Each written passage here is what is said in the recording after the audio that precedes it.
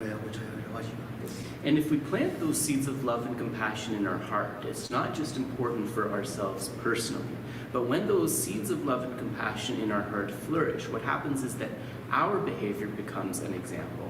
And then from generation to generation, love and compassion can improve.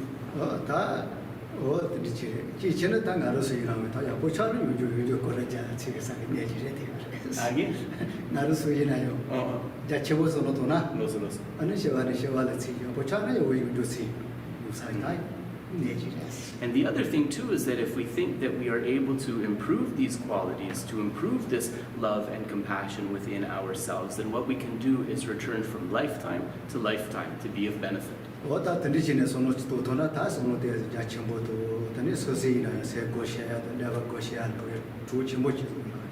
And this becomes an assisting factor to make our mind vast. It becomes an assisting factor to make our mind vast.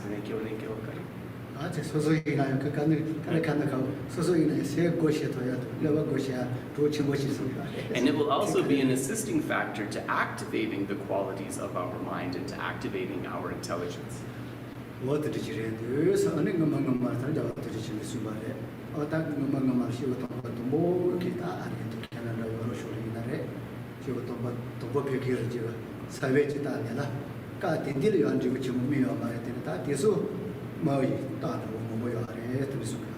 And His Holiness the Dalai Lama mentioned that it's also from those holy beings who are able to go to different places and to plant the seeds of what is beneficial there, that you will eventually see a difference. You will eventually see a harvest, although at the initial time it might not be apparent.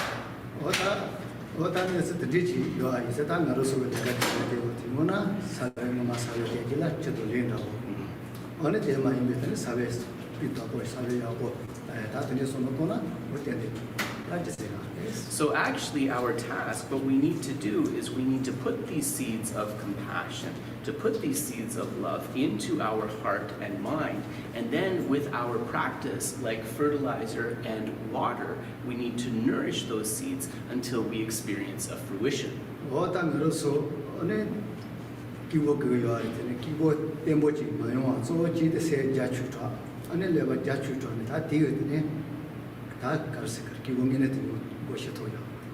So the thing is, though, that we are all seeking that happiness, we're all seeking peace, but because our way of thinking is limited, because we find ourselves narrow-minded, we're not able to establish the basis that will allow that happiness.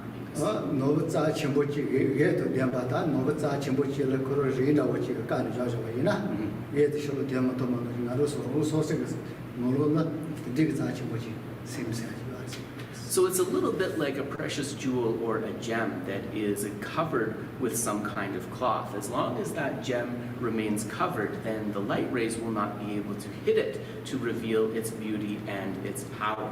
So in the same way then, within our mind, we have this potential, but because we have not engaged in the activities to activate it, right, it can't shine outwards, it can't bring that benefit.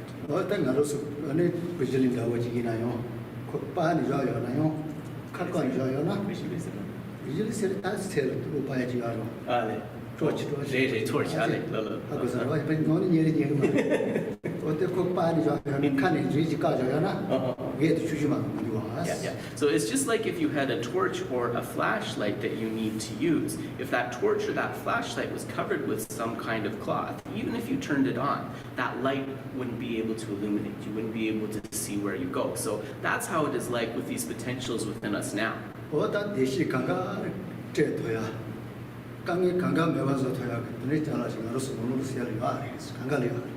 But we have to understand that even though we might not be able to use it, there's absolutely no doubt that that potential for happiness, that potential for vastness is something that is within each and every one of us, within our minds.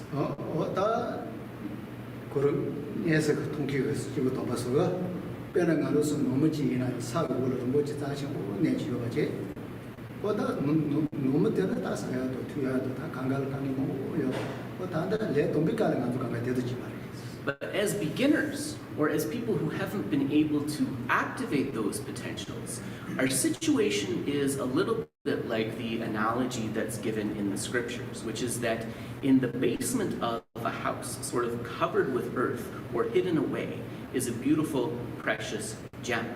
But not realizing it's there and not being able to find it because it's covered, the family above may continue to abide in poverty, maybe not having enough to eat or not having enough to drink.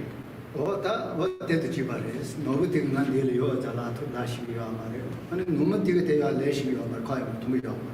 it's not like the jewel that's hidden under the earth can call out and say, I'm here, I'm here. And similarly, in this analogy, the family, they lack the wisdom, they lack the knowledge to be able to uncover that jewel. So even though something that is of precious potential is there, it cannot be utilized.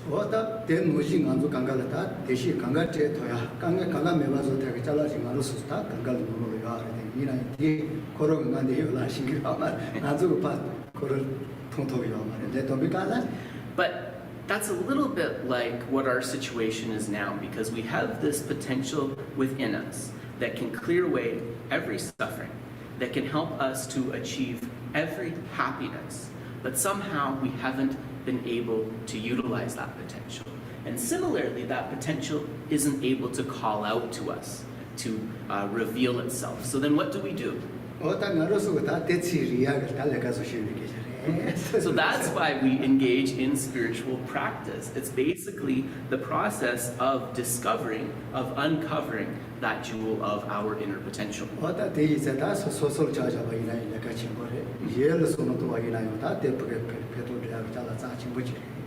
And once we are able to activate those potentials, then we have found something truly valuable, something that is going to be tremendously beneficial for ourselves, and something that will allow us to be of benefit to others.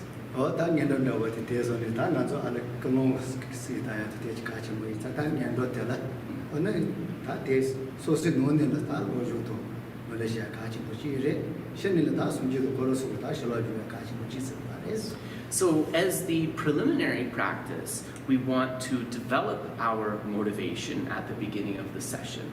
And to develop that motivation, that will help to solidify our study and practice. And to be able to do that effectively, we do some brief prayers to request the blessings of the holy beings, the Buddhas, and the Bodhisattvas.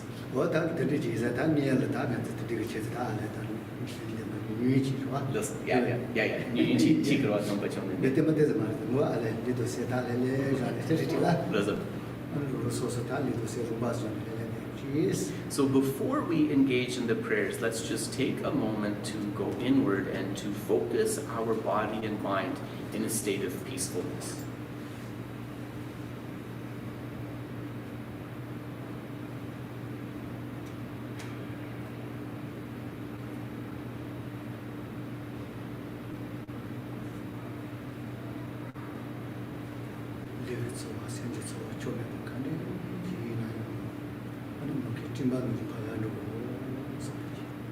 And anything that's been bothering you, any discursive thoughts, any unwholesome thoughts, imagine that they're just gently cleared away, like a gentle breeze clears away the clouds from the sky.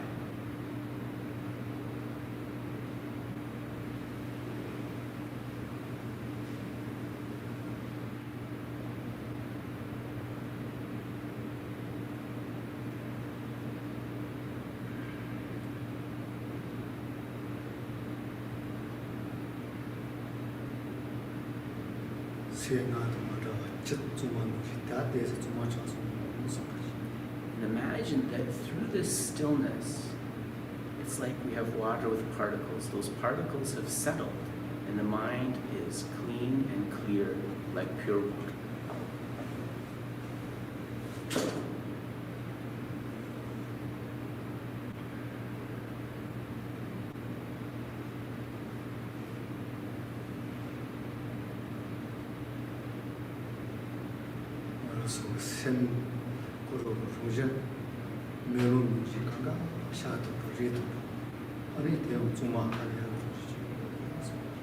And think that my mind is like a beautiful and clear mirror that can reflect any object, anything that I want to know or understand.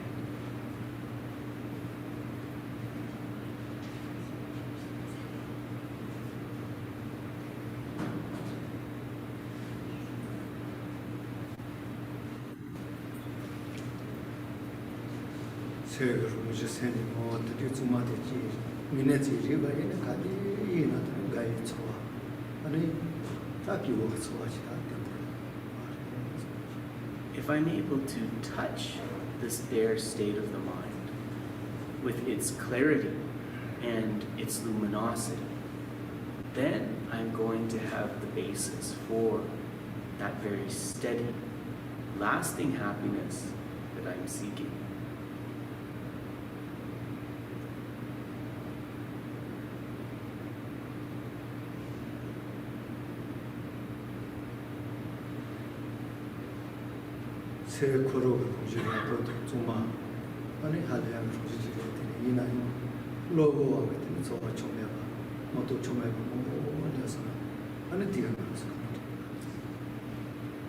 The other thing that we can see by tapping into this is that the mind's bare nature has that purity and that clarity, but at the same time it is covered.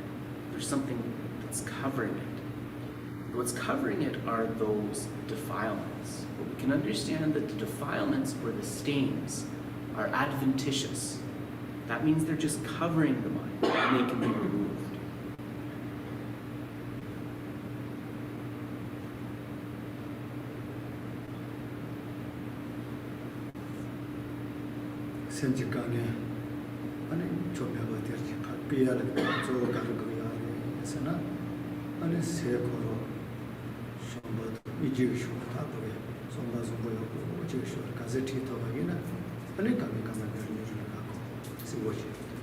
So what do we need to do if we want to get rid of those defilements, if we want to get rid of the stress and the difficulties that are disturbing our mind? We want to, as much as possible, direct our mind to thoughts like love, compassion, and kindness. And then the more that we do that, the more we'll see that the nature of the mind is transformed into that peace and happiness that we're seeking.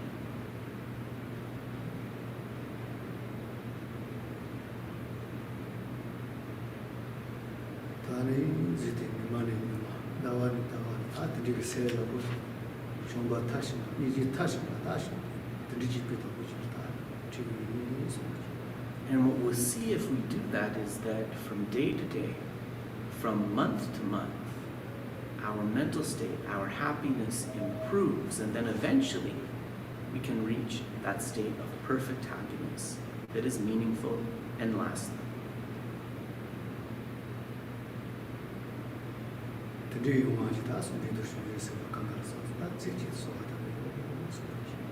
And in order to be able to achieve that meaningful happiness, we will request the blessings of the holy beings, the Buddhas and the Bodhisattvas, to assist us.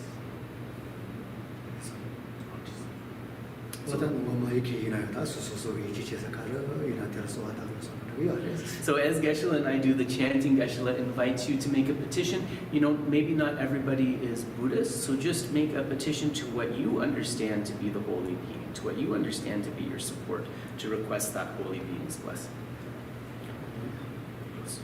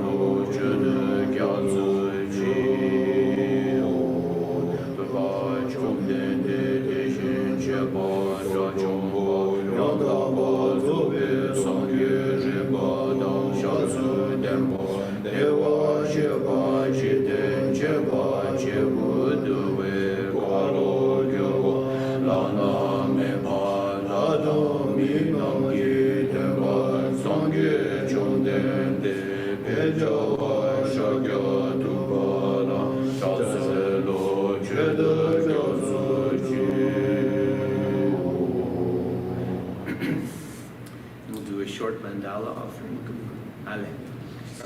So Geshe wants to go right to the last prayer, the refuge and the bodhicitta.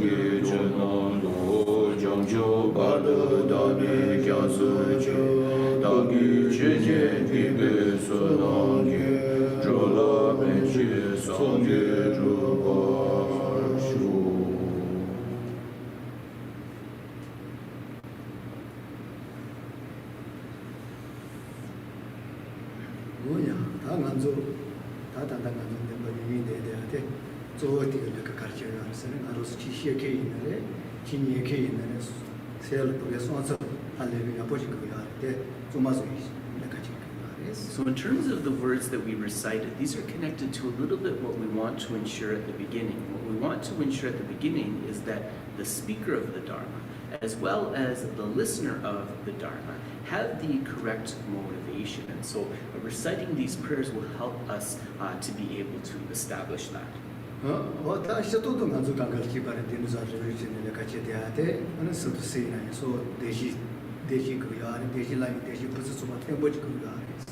And also, when we think a little bit about the reason that we may be here, we'll see that it's this wish deep in our mind to be able to achieve some sort of stable, meaningful happiness.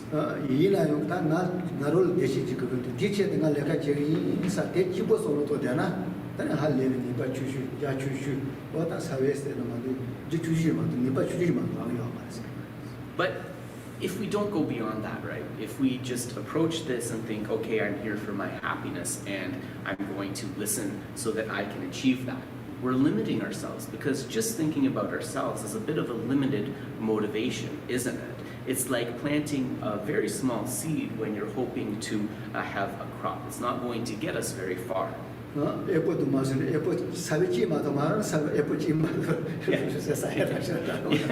Yeah. So Geshe said maybe it doesn't work because the seed comes to the tree, but if you think that one seed only gets you one result, if you just plant one seed, right, that's something very small. So you want to plant more than that. You want to think towards others.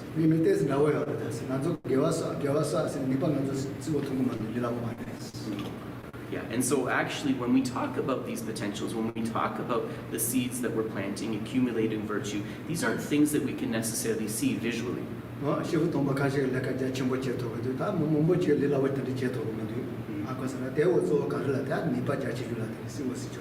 But if we look towards the people we admire, towards holy beings or people who are doing good in the world, we might think, how is it that they can accomplish so much, right?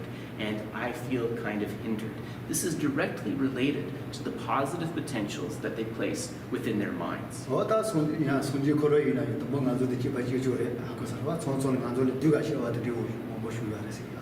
Another thing to understand is that those beings in the beginning, they were just like us. Even if we think about the Buddha, right? He didn't start out as an enlightened being. And possibly a long time in the past, there were times where the Buddha was in a rebirth that was less favorable to the rebirth that we were enjoying.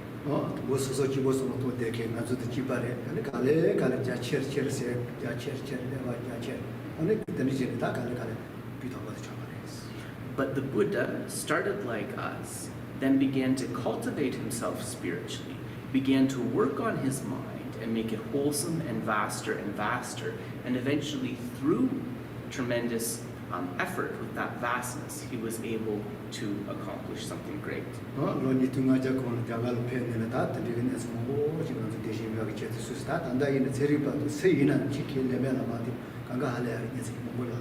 And because of his efforts, then 2,500 years ago, he was able to propound these teachings for reaching happiness, for improving our minds, that we can still benefit from today.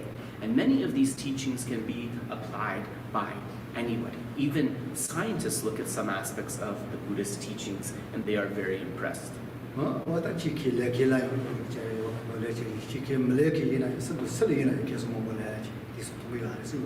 So it's very clear that there are many things within the Buddhist teachings that can benefit us, whether we are a Buddhist or not, or even whether we are somebody who believes in religion or spirituality or not. There's still a tremendous amount of valuable things there.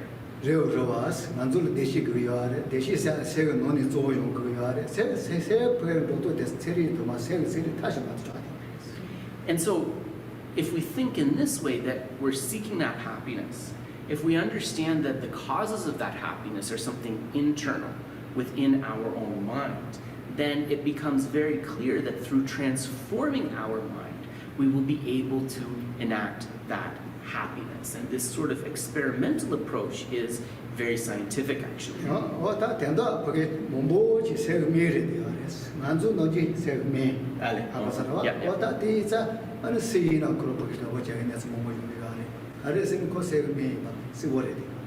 And when we take the teachings from this perspective, we understand that they are actually medicine for the mind. And that medicine for the mind is something that everybody can benefit from, because everyone is seeking that healing. And in this way, everyone can appreciate the teachings.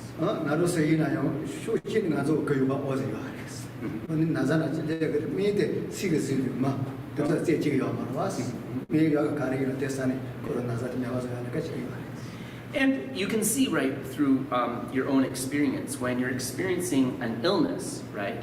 If the doctor gives you some medicine, you're not going to probably won't be particularly worried about who made that medicine or the company where it came from and so forth. If you understand that that medicine is beneficial, if you understand that it can heal you, those considerations aren't going to matter. You just look at the healing. So the teachings can be approached in this way.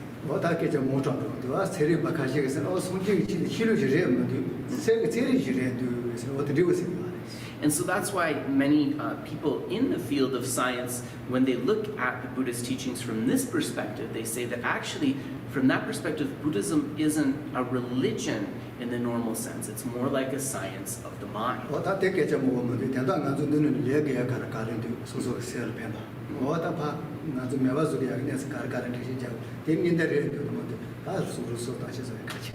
So a lot of our discussion today is going to involve just learning how to look within our mind and see the things that are there that are beneficial, and look within our mind and see the things that are hindering us and that we maybe want to clear away. And so what we can do is we can approach this information of just with the attitude of, I'll try it for myself and I'll see what works for me.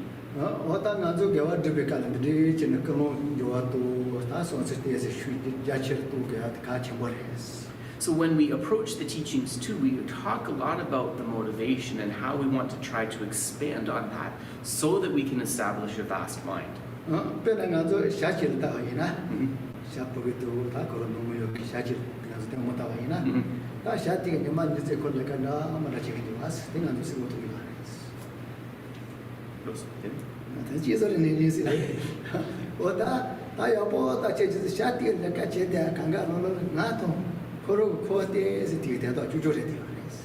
So if we look a little bit about how we're going about things now, we can think about the analogy of a bird. Like if you've ever observed the birds in your garden. So you'll see that the bird is busy all day long, engaging in all kinds of different activities. But those activities that the bird is engaging in are really things that are solely for its own benefit or for the benefit of its immediate family.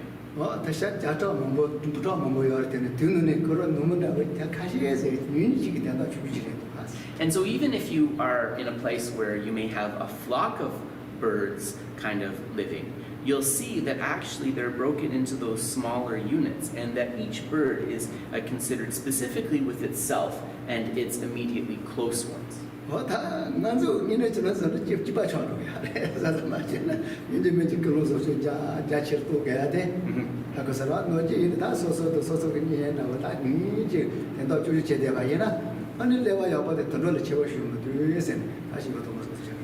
if we're not careful, actually, a lot of what we put our energy to in our daily activities is just looking at ourselves or the people that we think are close to us.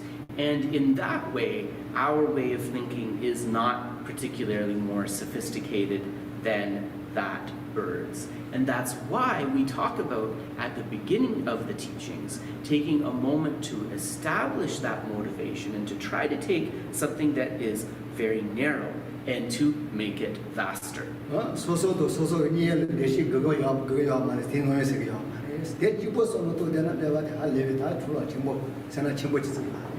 And we're also not saying that you yourself and those people within your family or the people close to you are not entitled to that happiness. Of course, they deserve that happiness. But what we're saying is, by keeping the lens of concern for the happiness so small, we're preventing that vast, powerful type of mind from arising.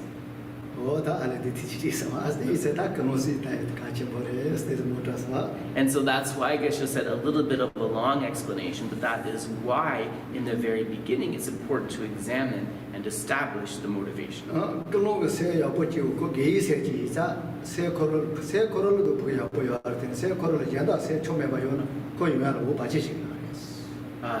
And when we want to bring forth that motivation of something that is wholesome, or we could say something that is virtuous, sometimes it might be a little difficult to do. And that's a sign that there may be something that is unwholesome that's within our mind, that's obscuring us from developing that.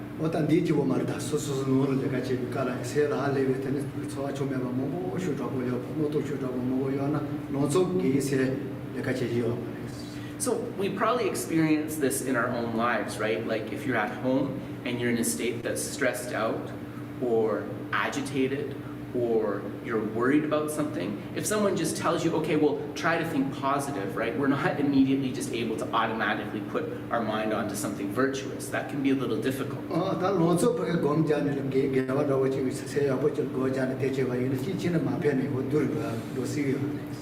And in fact, from the point of view of the practice of meditation, if we're in this kind of agitated or stressed out state, and then we try to push our mind and say, I'm going to meditate and I'm going to bring forth a positive mind, that can actually be detrimental in a way. It can make us more nervous.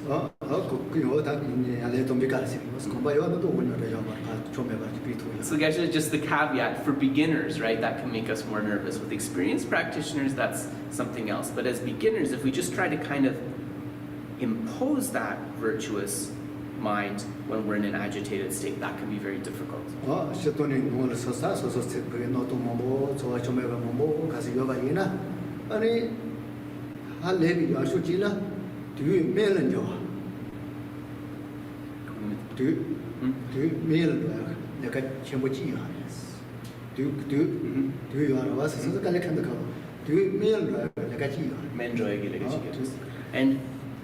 But there are different methods when the mind is in a perturbed or upset state that can be very effective for transforming it. And these are said to be instructions which are able to change poison into medicine. That's the analogy.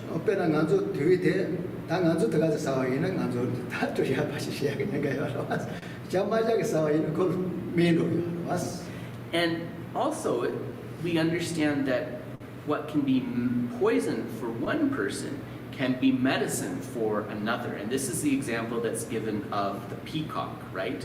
The peacock eats all of these poisonous plants and it makes its feathers very beautiful. Whereas if we were to eat those poisonous plants, we would get sick.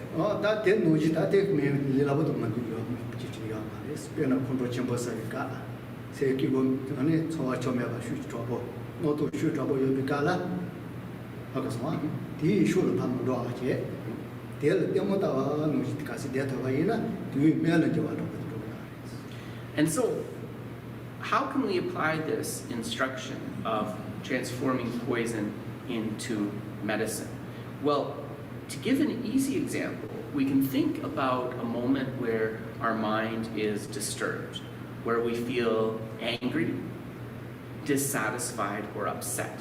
And there's that strong namtok, right? That strong mental fabrication of that.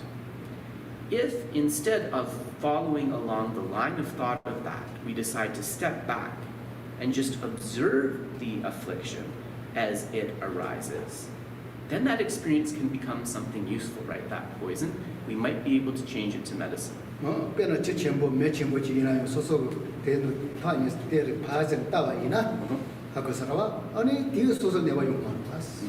So for example, if we see like a big fire, or if we see a big water,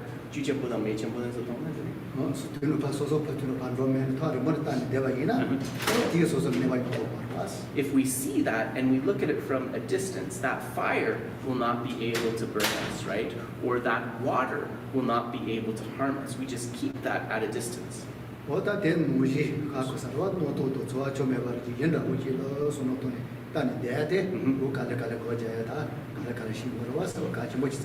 And so that's the approach that we should follow when there is an afflicted state of mind, when there is an upset state of mind.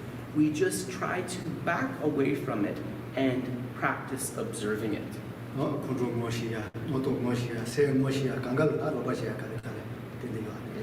And then what this will do is it will help us to recognize anger when it arises, which will allow us to mitigate it. It will help us to recognize discursive thought when it arises, which will allow us to mitigate it.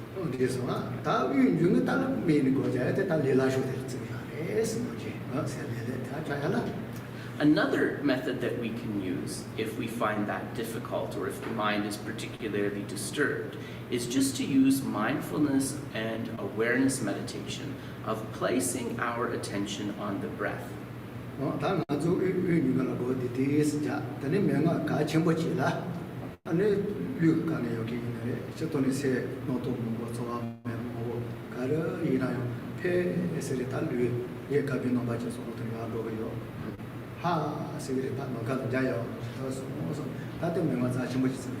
So one of these instructions regarding the breath is just to place our observation and observe the inhalation and the exhalation, the rising and falling away of the breath.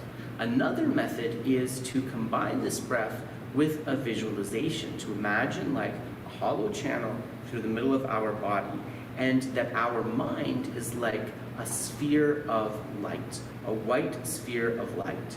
And then we recite the syllable pe, which pushes this white sphere of light into the sky, into empty space. And then we recite ha, and that sphere of white light kind of dissipates, absorbs into the sky.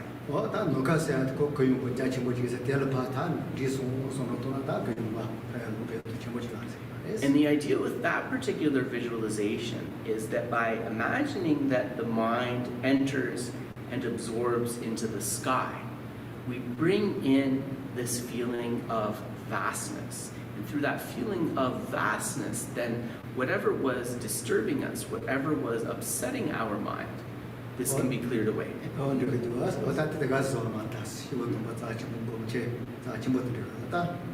And so that particular method of this visualization is something that is a profound instruction, right, that comes from wise and knowing holy beings.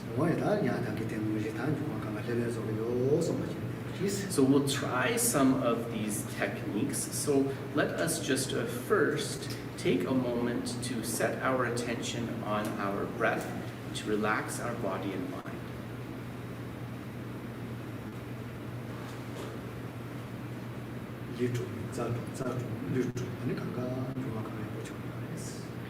Think also, when we do this meditation, if we sit up a little bit upright, with a little bit of a straight posture, then the inner body, right, the channels are straight and malleable, and then the prana, or the wind energy, can flow.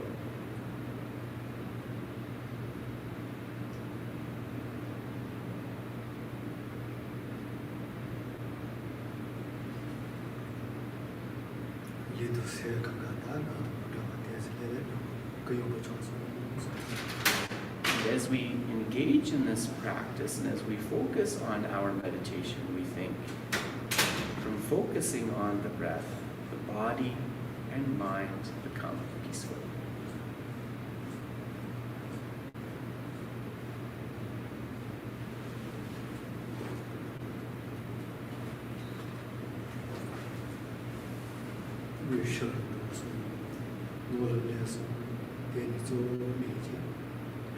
So just place bare attention on the breath, thinking, breathing in, I'm aware I'm breathing in.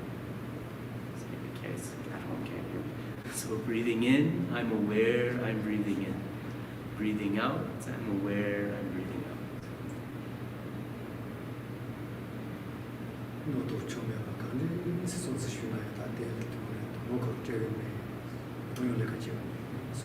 And whatever discursive or distracting thought arises, think, I'm not going to follow that thought. I'll just let it arise and fall away.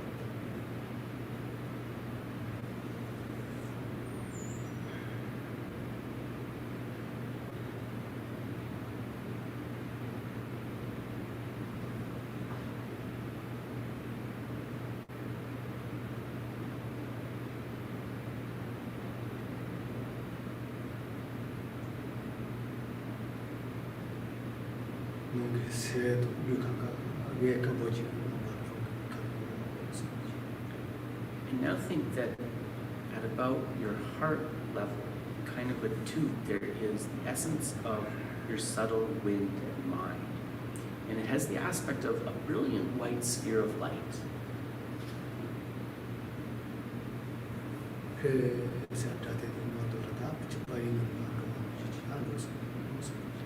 So we recite Pei, and then this ball of light shoots right up through the top of your head, almost like a shooting star into the sky. Pei.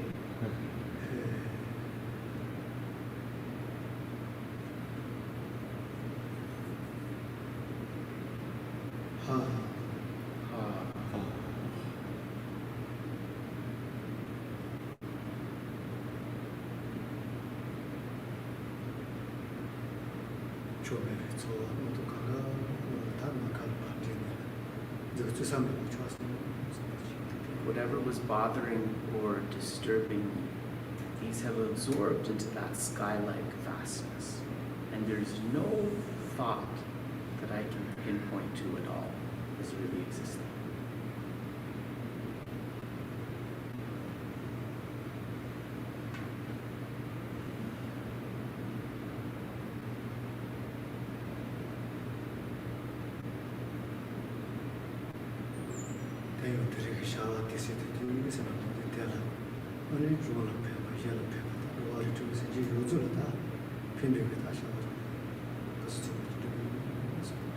And so, now within this calm state of mind, let's develop our motivation for the rest of the session by thinking, through engaging with the teachings today, may I be able to benefit myself.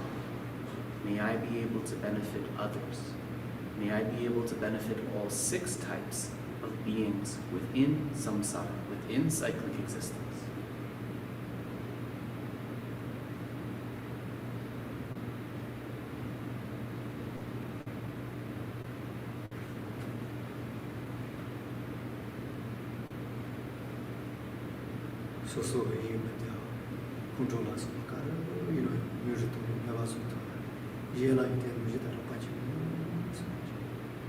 Also, through this, through applying the teachings, whatever is upsetting my mind, things like anger, attachment, may I use these teachings to be able to reduce that. May I also be able to help others do that.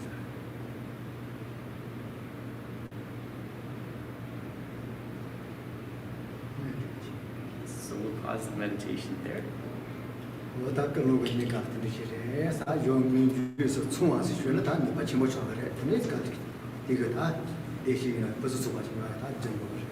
So that was the motivation, right? We went through these meditations to establish the motivation, and so this is the beginning of the session. And remember, for a session to be successful, it needs to be complete in the beginning, in the middle, and at the end.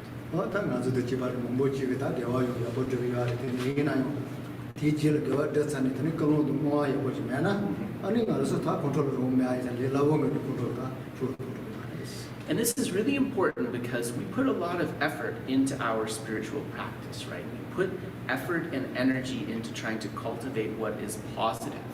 But if we don't have the protection of establishing the motivation and dedicating the merits, then that positive energy, it can be degenerated when minds such as anger and so forth arise.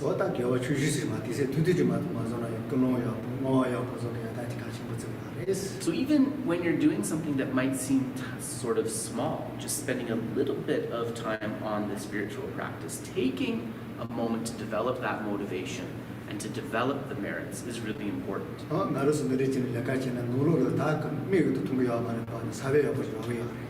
And when we do it that way, even though we might not be able to see it in our eye, with our eyes, we should be sure that we are establishing those potentials, those seeds for what is positive within us.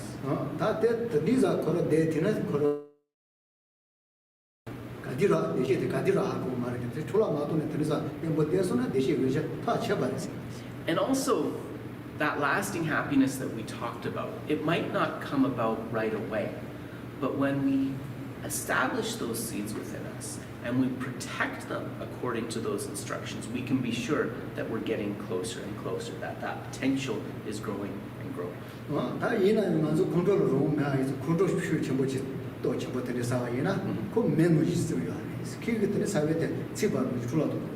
But without the motivation and the dedication, the problem is that those seeds of happiness that we have within us, we still haven't tamed our mind. So there might be a moment where a strong thought of anger arises, for example. And it is said that anger is a little bit like fire, that it can burn those seeds, rendering them unable to sprout, unable to bring happiness.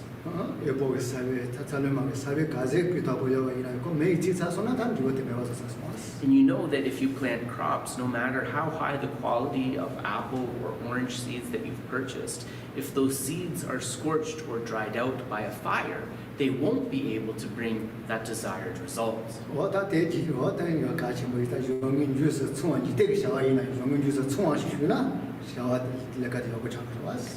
But in both our worldly and our spiritual endeavors, if we take the time to make sure that things are complete in the beginning, the middle, and the end, we can be sure to harvest that ripened result.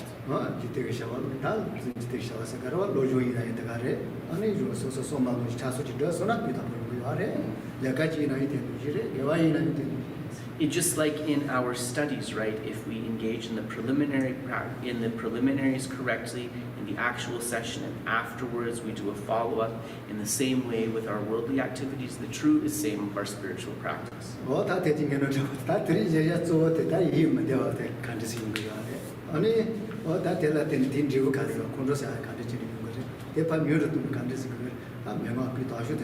So that brings us to our topic, which is the unhappy or the dissatisfied mind, and how, because the mind is dissatisfied or unhappy, this can cause anger and so forth to arise. So how to address that and how to reduce our anger, this is really the focus of today's topic. And in terms of the instructions that Geshe is going to share with you, these really come from very reputable sources.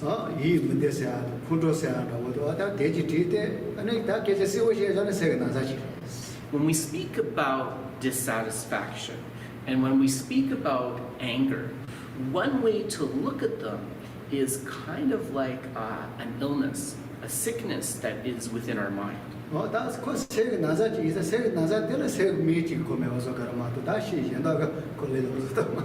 And because these are problems or illnesses of the mind, we know that we need to take a medicine that can cure the internal causes, right? We can't take a medicine for some kind of physical ailment or change some outer circumstance.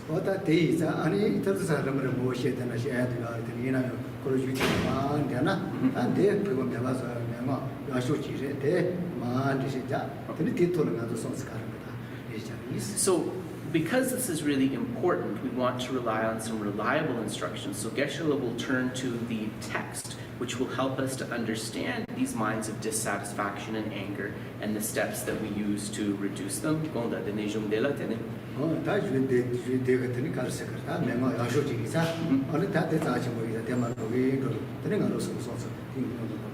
And so on the basis of those instructions, we can talk about strategies for applying those, and then based upon your own thoughts or reactions to that, we can discuss those.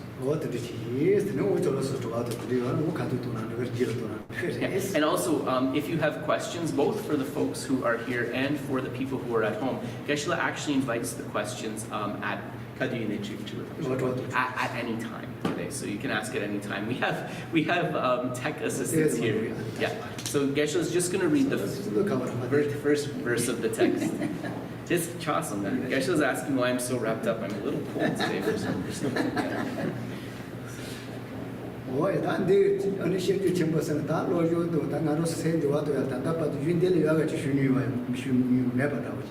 And so the text that we'll be looking at, and this is a text that really, there's no superior text for really looking at our mind and how to kind of train and purify the mind. This is a text known as the Bodhisattva Charyavatara, or the Way of the Bodhisattva.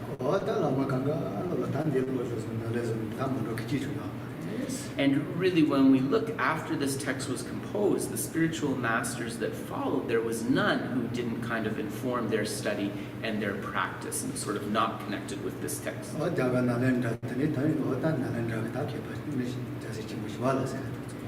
And this particular text was composed by a great Indian Pandit from the Nalanda monastery called Shantideva.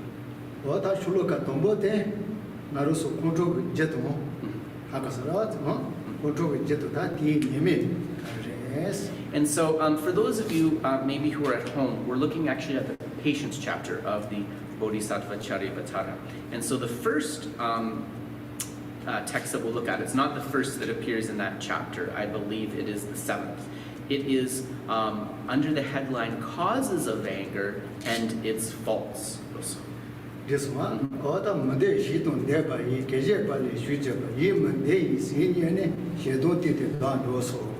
finding its fuel in the dissatisfied state of mind that arises from meeting things I don't want and not getting what I wish for. Once anger is inflamed, it destroys me.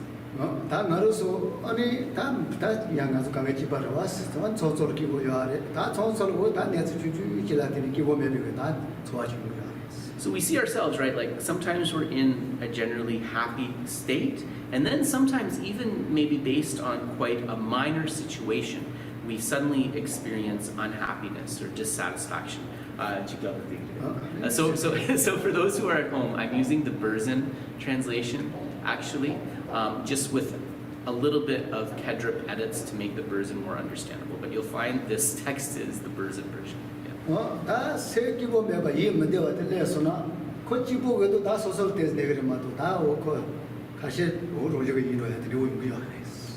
Oh, yeah. So this state of dissatisfaction, right? At the moment that dissatisfied state arises, things aren't dangerous yet because we are just feeling like maybe a little bit deflated, but we're not feeling particularly like wanting to harm, and also that dissatisfied state isn't something that is necessarily going to impact others.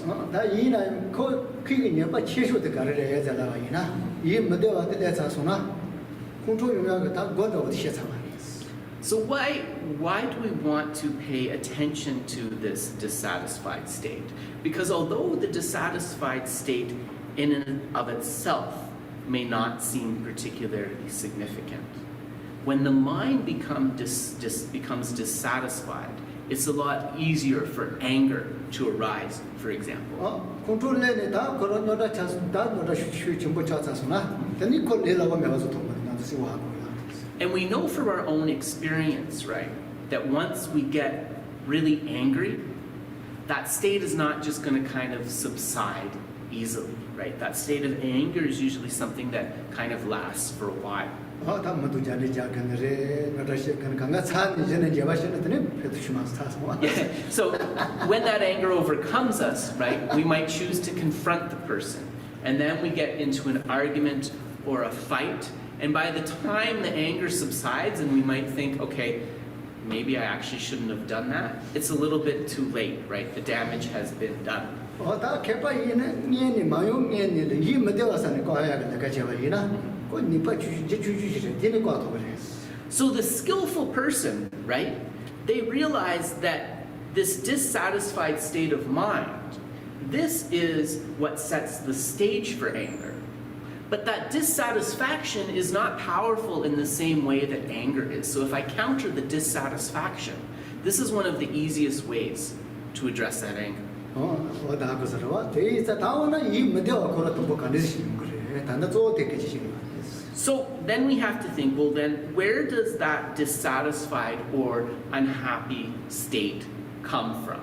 And this is the first kind of topic that the text is addressing. 다 이 메데와 요사가 다 조텔 아니 릴라워치는 다 알도 뭐 릴랑가 릴라워다 눈을 쓰고요 말아서 아니 니도 계시나. So although the text doesn't point them out specifically, we can understand from the teachings what they are. But Geshe is going to try to bring two main points out in the teaching that cause our dissatisfaction. 다 가져가가 아주 다 야니와 다 메이사 다 모두 대 많이 받니라 되는 그래. 그거는 이해도 왔어. Right. And so because we ourselves, like who we're addressing in today's teaching, we're all human beings, we can pinpoint two potential causes of dissatisfaction: other human beings and circumstances that are not human beings. 다 조조 뭐치한테 뭐게 때 몰라되는 거야. 그래서 몰라되는 간지스 거에서는 메이드는 링아 예서 제발라 되네. 아니 때만 드라마를 봐야 되는 알 수가 있는 데 So when we think about these two, then the main ones, when we look at when we're dissatisfied or unhappy, most often it's another human being. And what has that other human being done that leads to our dissatisfaction? Some sort of activity with their body, speech, or mind that has displeased us. 다 소속이 이렇게 모두 되게 계셔도 아니 되는 거기 리그 놓죠. 어다 내가 제도 되는 문제 받아 되는 거로서 다 소속 나오면 And so we might be dissatisfied because somebody kind of around us, they speak in a way that we don't like. Maybe their facial expression reveals an inner thought or feeling that makes us uncomfortable. Maybe they've engaged in a particular action that disappoints us. And then based on that, we feel dissatisfied. Yes. So Geshe said, he's speaking really from his own experience when he looks at the various unfolding of dissatisfaction, things that have upset him. But some of you may have different experiences as well. Yeah.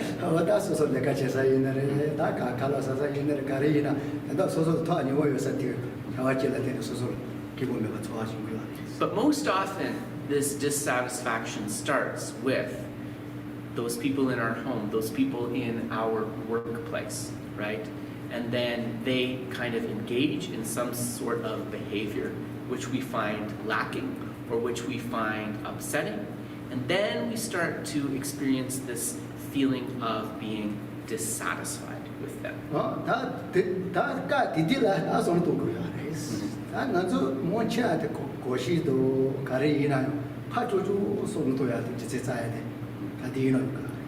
So what can we do about this problem of the dissatisfaction related to the other human beings? Well, first of all, we can look at how this dissatisfaction arose. From what behavior did it arise? We could say that part of it arises from focusing too much on others and not looking enough within ourselves. 나로서 메뉴 맞아 라마서 동생들 소리야. 메뉴 파주도 다른 데 메뉴를 파주거는 데 되어서. So our eyes are always focused on others and always focused upon the actions of others. 지진을 들이오면서 내 관심 갖고 싶게라. 저기 말해서 동생들 하고서와. 대에서 메뉴 파주거는 데 되어서. 대에서 시스 소노도야 돼. 저저 파주도 소노도. So because our eyes face outwards, this kind of enables this habit and this way of thinking that all of the dissatisfaction and the problems that we experience is from something outside that we can point to.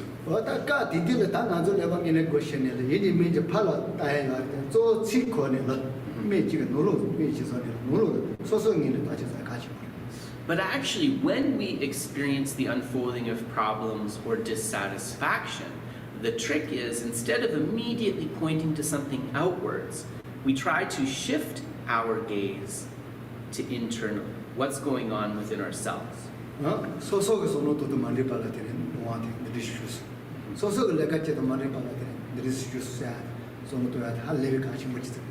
In terms of this dissatisfaction that I'm experiencing, does my particular way of thinking about this person or situation have anything to do with what I'm feeling? Have my own actions in the past perhaps led to this difficult situation?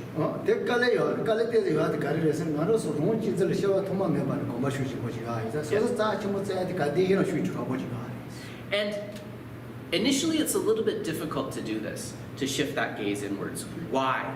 Because of our self-centered attitude, right? We are so kind of grasping only at our own advantage and meaning that we're kind of unwilling to think that we have any responsibility in that unhappiness.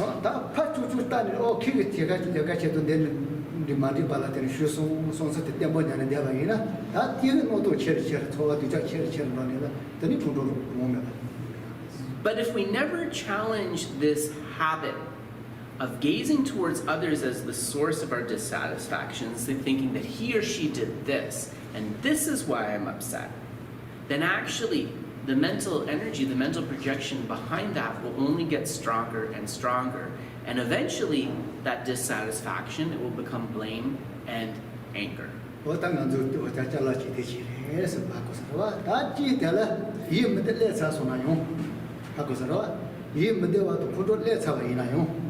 아니 제바도 시지 배지에 돈이라 아니 이문대와 컨트롤 가야 리라 데즈리라고요 말했어. 그거 뭐지? maybe 돈 내가 더 드리는 거 말했어. 야고 고마서 가려서. 이문대와 컨트롤 세야 돼. 데즈리 유명한 리라고요 말했어. 이문대 원라고. 네, 시신당 전바 유나 데네 콘솔레라고 용 투기오 말했어. 말. 저 돈에 가져라. 이문대와 컨트롤 유명하라. 데즈 몸에 받아 리라고 싶은 거 말했어. 과야 데스 가려요. So when this dissatisfaction and anger arise, we can see from our own experience, because we're habituated to them, right? Because we're used to following them, it can be a little bit difficult to stop them right at that moment.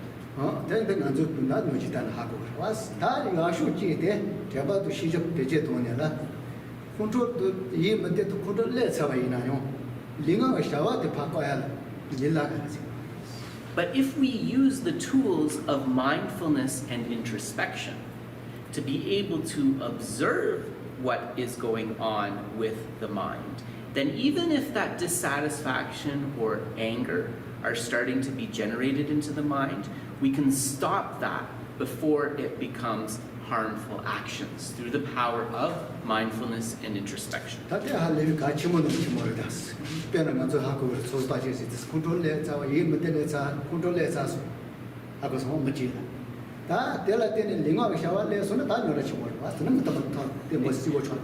we see from our own experience that when dissatisfaction is really strong within the mind, and especially when anger arises in the mind, if we don't have the mindfulness or the introspection to sort of pull back from that, what are we at risk of? We're at risk of saying or doing something that we're later going to regret, because by saying and doing something, the situation only gets worse. 이나요 저 이문제도 컨트롤이가 레차서 샤와 링하고 샤와 논적 연바도 소소 깨져 두셔도 꽈토스나 이거를 전부 차요. So if the cause of the dissatisfaction or anger have already arisen within the mind, then okay, it's too late to eliminate them. But mindfulness and introspection will allow us enough kind of presence of mind that we can stop them before they become harmful actions or speech. Yes? what 대용 이 문제와도 컨트롤을 해가면서 다 같이 뭐지? So this is mindfulness and introspection are really valuable methods for kind of preventing the dissatisfaction and the anger from starting to express themselves as speech and actions. 저게 컨트롤. Go ahead, Dave. Yes. Yeah. Yes. So we have a question from Zoom, yes? I'm wondering, is anger always bad? When you feel angry with, for example, a dictator, doesn't this anger give you the motivation to try and change the situation for the better?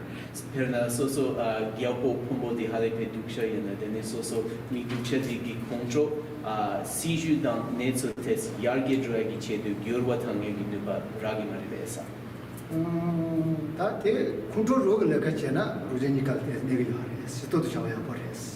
So, of course, taking the steps to kind of counter this dictator or whatever, generally that's something positive, but actually, if anger is involved, there's always an element of it that's going to harm both oneself and others. 다 대로 요아쇼 내가 제 컨트롤 배제만 다 배제 때에도 용거를 되네. 얘는 검은 인지 검은 슈라고. 샤와데 키 샤왕이 봐도 가야잖아. 다 요아쇼 된자 아버지.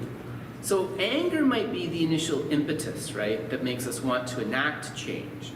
But from the spiritual perspective, what we want to do is actually not make that our main motivation, but instead bring forth a motivation of compassion. And then, based upon that motivation of compassion, wanting to remove suffering and its causes, sorry, just defining compassion there for people who might not be familiar, then we can enact real meaningful change. 빼나 손지 줘된데 다 전부 야가를 배배가라 하고 살아와 그리고 그쪽 놓는 다 저쪽 투바면 봐. 저기 단가리 뭔가 보여 봐. 그런 다 놓는 질 배배가 저 손지 가와 배가 이나 유마 뒤자시 부게 원와서 뒤에 유마 뉴다고지 가와니 나 대는 사자. 네. 하고 살아와. 하고 나서 뉴마 가르. 유마세 뉴에서 다 아주 고와서 이거 시도 좀 네, 신. 뉴다고지. 네. 갑다고지. 야. 아서 간에 손지 고와 가와 저와이나 되는 데. 네. 그래서 아니 단다 뭔가 그 저도 또 대박이다. 근데 저번에 이렇게 라고 메스. 그와 여다 여기 있어. 되게 내서대 가서 이나 기가래 먹고 잡아랬어. 그래서 수집해서 뭔가 대용 걸어. 되게 시도 자대. 인 저번에 이렇게 라고 메베트 사대 두자지 여기 있어. 네, 뭔가 보가. 그것도 되게 알아. 그래. then ko thomba chomne de pa drog yotsang new maden so mambo yotsang ko zutrala tele me paso So one of the Buddha's students was called Modgalyayana, and he was considered the one who was supreme in miracle powers. And he was noticing that when the Buddha was walking in certain places, there would be thorns and things that were sort of impeding him. So he thought that through these miracle powers, I'm going to completely clear these thorns away. And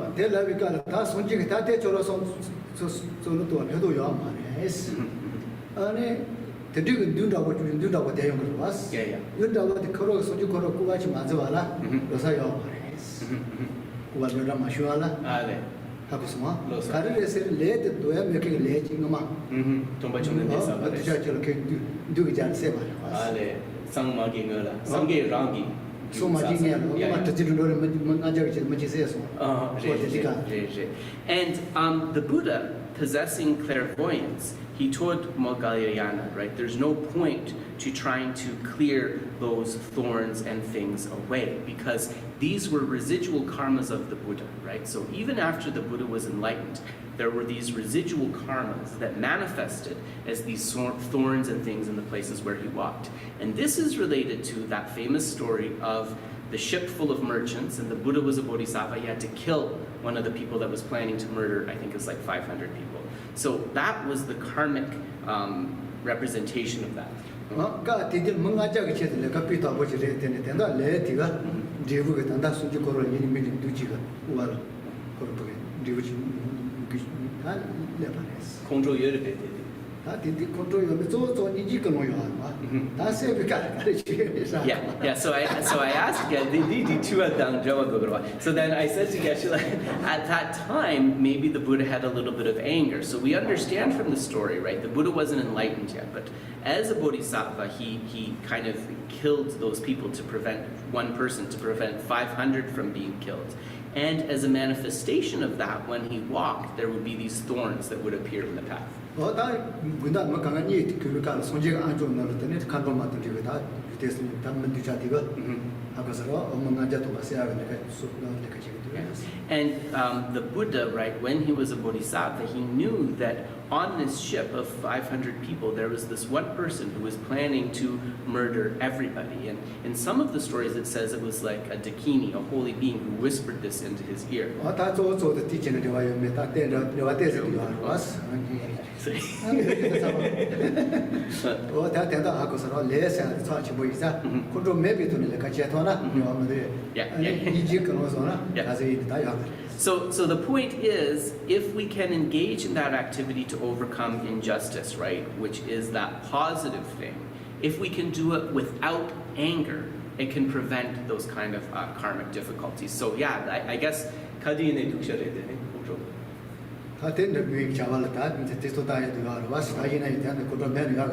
So when we engage in those activities, then it's better to do that with compassion and without anger, if possible.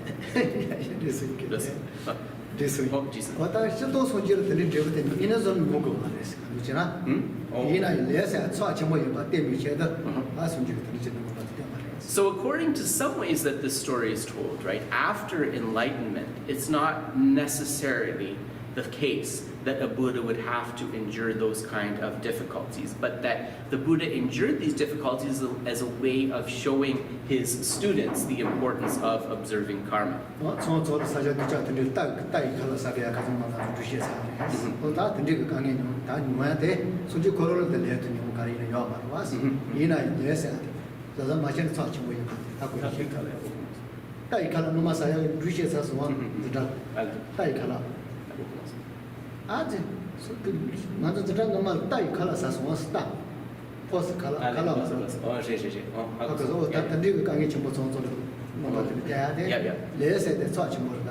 So there were also those stories about when there was like a famine, and because there weren't many offerings, the Buddha would even have to eat the food of horses and so forth. So these aspects sort of showed his followers the importance of karma, but maybe he didn't have to endure particular difficulties.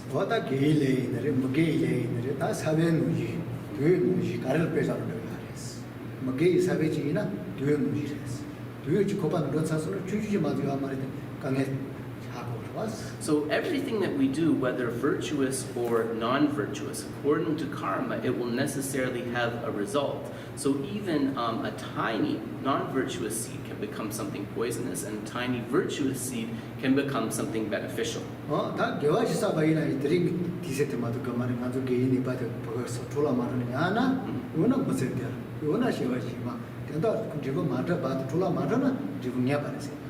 And we also talk about karma being certain, which means that any action that we engage in, it will necessarily bring forth a result. So we can be sure that, for example, engaging in this positive activities today, those positive potential, while they may not ripen today or tomorrow, they will definitely ripen within years or within the next lifetimes. Rudy, go ahead. Yeah. Would the Buddha necessarily have to have been angry to pursue that action? There are some there are some people around who are highly energetic. And the way they talk and so on and so forth, it sounds like anger, but maybe they're not. There's an intensity. Yeah. For all intents and purposes, puts one into a defensive position. With lots of defilements, so I get defensive very easily. Yeah. But is it necessary, is anger necessary? Could it have been another state of mind to deal with that situation with the Buddha? So Rudy's just asking that in terms of that story, you're asking when the person had to be killed to prevent the 500, That's right, yeah, right? yeah. That at that time, right, that the Bodhisattva who became the Buddha, right, was it necessarily somehow connected with anger? Because we have people who kind of engage in powerful, very forceful actions to benefit, but maybe they're not necessarily angry. So Yeah. I think that's the question. Ngama di kan sa gre tomba chomden de ko jangchup sempe kabala inji minji kongro dang tes chegore bes mi sebadi kabala ya matogjen chawa nuba champo chikla tene dene di sogiyores ane dene kunong duksha mena roa dene dribu duksha di yong tu yong mara. 다 때시고로도 하고 맞을 때는 다 존재 선바 체 토엘 다요. 존재 선바 내 돈비가 있는 구조도 넣어야 해. 존재 선바야 체 토엘 있는 구조도 넣어야 해. So Geshe said that he can't answer your question definitively because when this story happened, right, the Buddha was a bodhisattva, right? It's before he got fully enlightened. And Geshe can't remember which level of bodhisattva he was at that time. But it is said that the lower level, right, the beginner bodhisattvas, they can still be influenced by anger. But as they proceed in their cultivation, then they will come to a point where they're beyond anger. 빼나 가서 뇨래 너와 집고 뇨래이나 하고 살아와 아니 어다 가르세가 너 집고 가 뇨래이나 내셔를 놓아야 할 것도 컨트롤 놓아 지는 야 말했어. Ale. 가디노 꽉 해야 되겠어. Loso. Loso. Yeah. So, for example, for example, in the sutra approach, and specifically within the Vinaya, the monastic discipline approach, then when we look at different kind of afflictions, attachment is sometimes in very particular situations acceptable, but anger is always considered something to be abandoned. 하고 소리 아니 당화를 요래 그 원래 제 도고 소소 세 두번 보게 제 도고 레레 미와 이사 컨트롤하고 뭐요 버들이가 뭐요 가서 줘야 돼. But when we come to the Mantrayana or the tantric teachings, it is said that, and this is for the high level practitioner, that even anger can kind of be directed or channeled in order to accomplish something beneficial. Anger can be directed in such a way, actually, with the methods of Tantra, that it accomplishes the welfare of others. Yeah. Would that be the characteristic of the wrathful deities? Yes, exactly. So within, right, the Vajrayana, the Tantric presentation, we talk about bringing afflictions into the path. So bringing that attachment into the path, bringing anger into the path, bringing ignorance into the path, right? So at that high level, that can happen.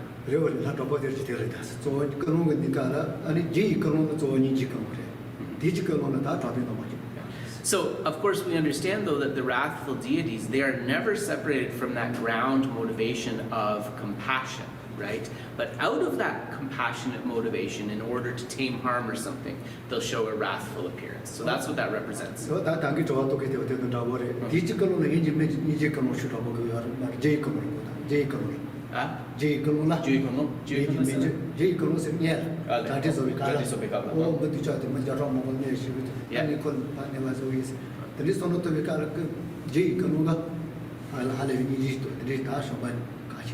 So Geshe is going back to the original question that was asked on the Zoom, which is that if you're hoping to defeat like a dictator or somebody bad like that, then when you're engaging in kind of like the preparation to be able to defeat them, that necessarily has to come from that causal ground of that motivation of compassion, right?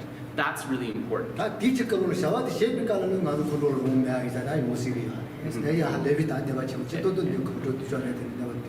So if you're engaging in that activity to defeat the injustice, for example, then sometimes in that kind of moment of like passionate activity, there can be some anger that arises. But because at the moment when you were establishing the motivation and planning the action, it was grounded in compassion, then you're quite protected.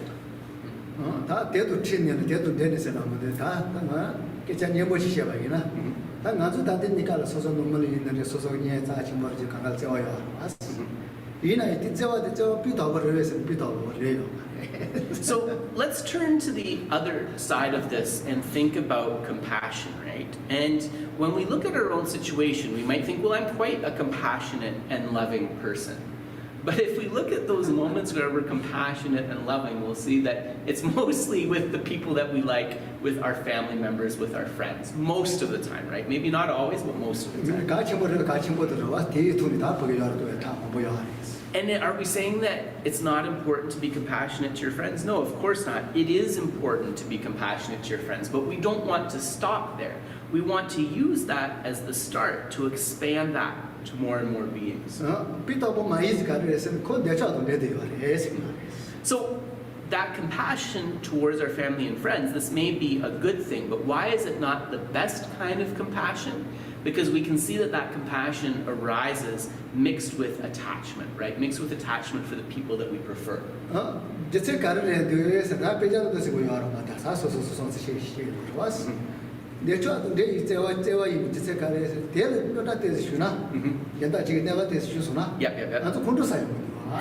And so the scriptures say, and Geshe said he welcomes challenges based on your own experience, but the scriptures say that actually it's very easy to prove that that compassion is tainted by attachment. How can we know this? Because that person who we have this care and concern for, if they do something that really upsets or disappoints us, instead of feeling compassion towards that person, we'll feel a very intense anger towards that person. So that shows us, right, that the compassion is mixed with attachment. Yeah. So Geshe said, in terms of how this unfolds, right, the principles are there in the scriptures. In terms of how it unfolds for each person, that might not be clearly explained. So here you have to check with your own experience.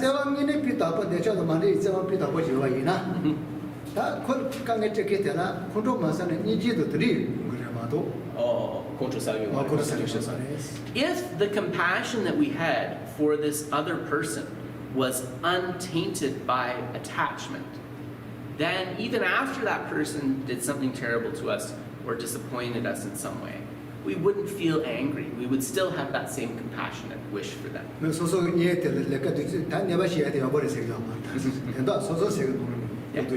And so Geshe is saying that here he's not advising, just to be clear, that we have to let the people who are close to us take advantage of us. This is a mind training principle, right? So it means that we might take a counteractive measure outside, but internally, that's what we're doing with our mind. But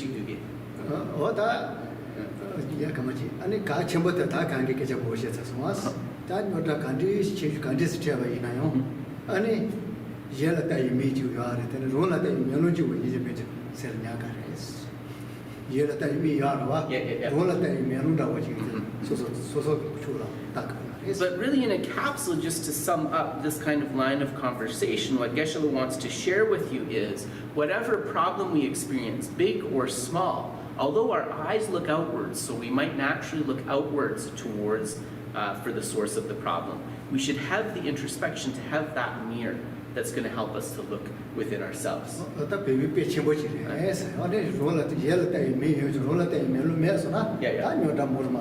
And this Tibetan proverb that when our eyes are always gazed outwards and we never turn the mirror gaze upon ourselves, all that we'll experience is more and more problems. Yeah, Lisa, go ahead, Lisa. I wanted to ask, how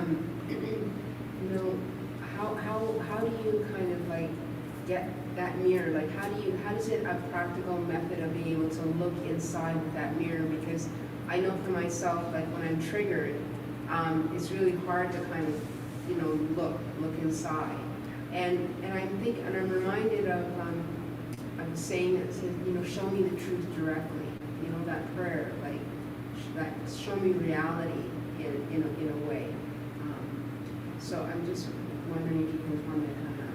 Nanso halepe lochi chambochi pamna twa to kale kabo di kapla nanzo melon di soso taila peshutang yetets kale kabo reduas then isem chupe kapla melon di kandes chi peshutang bo reduas roa deneko manam chi ginanglanga dempa sere di katu tong tubia kandes lagra drupa shows da wachi do kare yume hamdo yeko di las ine nanzo so melon di kandes chi peshutang tu iresa 다 텔라 테레도스 페라뇨다 쳔보다보다 가려이랑 왜 녀다 쳔보지도 소소 강에 쳔보지도 체도 갈라 아니 조지데 저도 다리된 노지면로 소소도 다지도 저 다지니까 요도 그러스 조지데 근데 녀다 때문에 와서야 다 뒤도 못도 yeah 하고서 hagoso 조지데 테레스 So, of course, this mirror involves kind of shifting the gaze towards ourselves.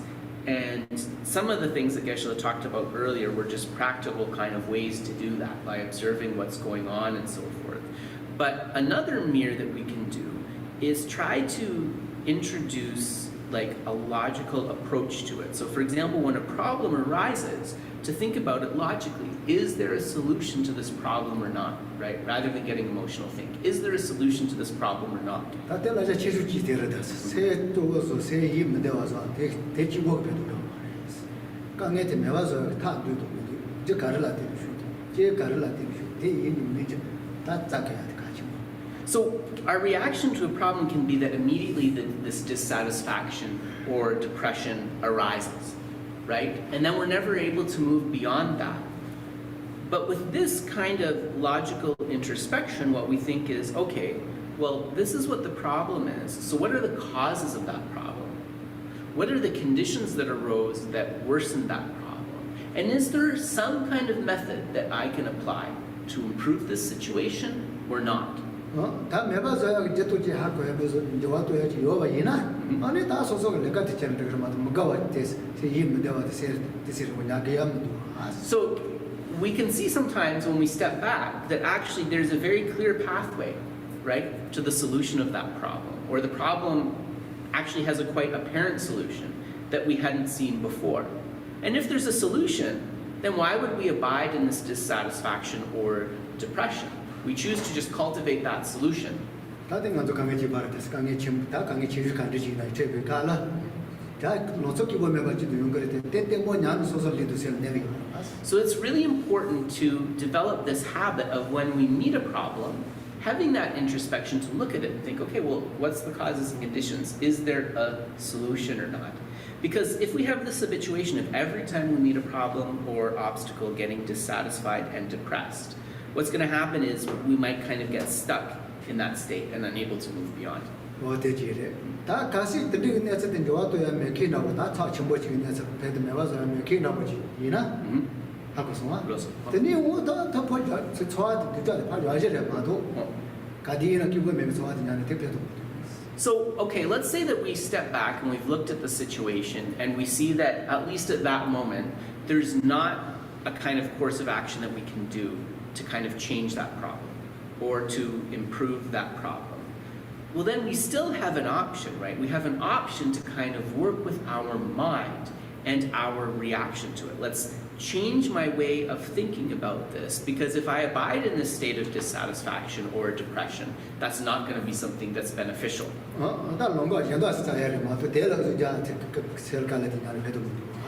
If I just hold on to the problem and hold on to this dissatisfaction and depression, the mind is going to get more and more disturbed. So what sort of pathway is there towards a different way to thinking about this?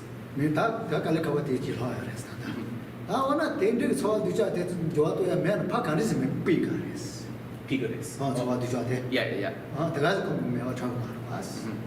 So if I can't change the problem, right, and this dilemma or this situation is upsetting, then how can I change the feelings that I'm experiencing about it? Like the problem isn't just going to go away by itself, right?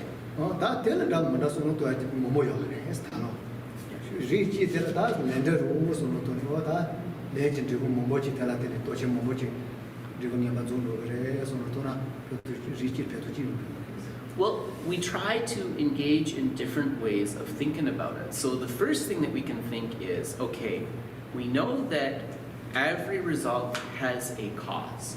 So this problem that I'm experiencing, it must be the result of a cause that I've accumulated. So that's one way to think about it. 다지 아까서와 어다지 지는 되게 다 여보서는 돈이 다시 돈 돈도 시소나 시와 센티가 강에 첨부 또제 시와시만 여선을 하면 애들이 주야 돈을 줘야 And we can also think that by experiencing this difficulty now, I've purified the negative karma that's the cause of that suffering. So I might experience something that's quite unpleasant now, but that means in the future I won't have to experience it again. Maybe even this is something that could have put me in an unfortunate state of existence in the next lifetime that I've now purified. So we can think in that way. 그래서 다요 다 소소는 그게 따따 세를 강행면 원래 제 도발을 해야지는 돌려내고 돌고 다 해야 내가 뭐지. And if we've trained our mind a little bit and we're at a more advanced stage of our spiritual practice, then we can think, this problem isn't so significant because I am experiencing this problem for the sake of others. And then we think, by me experiencing this, may they not experience this, which is a type of tonglen, of taking and giving. 어떤 걸 듣기 강의 정보 수주스 되게 다 좀을 리뷰 있다. 내가 강의 때가 그 유저야 내가 좀 있잖아. 세제 유튜브 강의 다 좀거야. 들도 근데 손도나 소소셀 강의 주로 그래라. 지체 못 So if we can ideally think about it through me experiencing this problem, this suffering right now, may this purify all of the causes of problems and suffering in this vast world. May this purify all of the causes of problems and suffering of sentient beings. And when we're able to think about the difficulty, the suffering we're experiencing that way, the mind becomes much vaster, and we can experience something really transformative. We also accumulate a really positive cause for the future.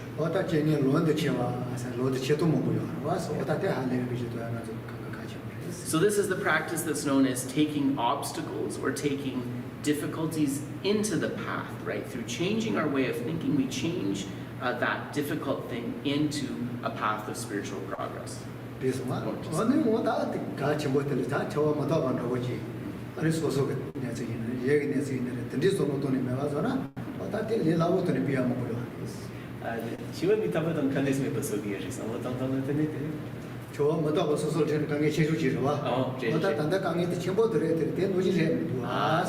Also, mindfulness of death and impermanence. If we think about really the main challenge that I'm going to face is at the end of my life, this fact of death and impermanence. So what I'm experiencing now is not a particularly difficult thing. That can also give us a sense of perspective.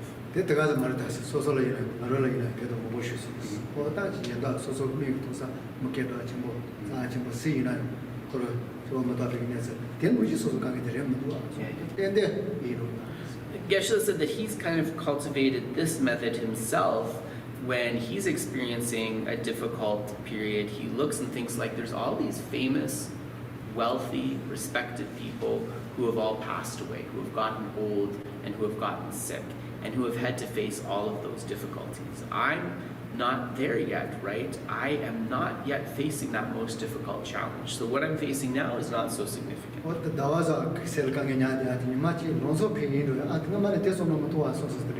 Yes. So by contemplating that, Geshe said he really got a sense of perspective, and he thought, like, why actually am I so worried about this? And immediately he was able to let go a little bit of whatever was bothering him. Yes, go ahead, Dave. Yeah, we have a question. Sure.